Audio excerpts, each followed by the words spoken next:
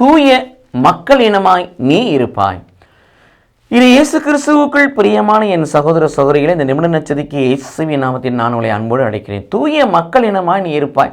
தூய மக்கள் இனமாய் இருப்பதற்காகத்தான் கடவுள் மனிதனாய் இந்த உலகத்தில் வந்து பாடுகள் பட்டு மரித்து உயிர்த்து மீண்டும் இந்த உலகத்துக்கு வர இருக்கிறார். அவருடைய பாடுகள், அவருடைய மரணம், அவருடைய உயிர்ப்பு நம் வாழ்வை மாற்றுகிறது.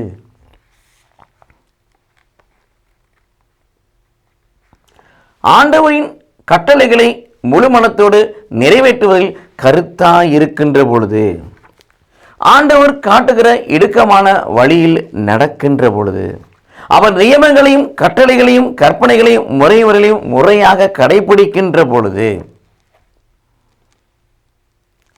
ஆணுடைய குரலுக்கு செவி கொடுக்கின்ற பொழுது, ஆணுடைய கற்பனைகளுக்கு கீழ்ப்படுகின்ற பொழுது நாம் யாராய் இருக்கிறோம்? தூய மக்களினமாக இருக்கிறோம்.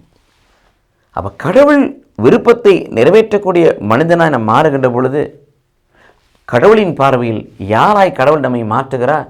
புனிதமான, தூய்மையான, பரிசுத்தமான ஜனக்கூட்டமாய் மக்களினமாய் மாற்றுகிறார். அந்த புனிதமான மக்களிடத்தில் நாம் ஒருவராய் இருக்க ஆண்டவருக்கு கீழ்ப்படிவோம். ஆண்டவர் காட்டிய வழி நடப்போம். கடவுள் நம்மை ஆசீர்வதிப்பாராக. ஆமென்.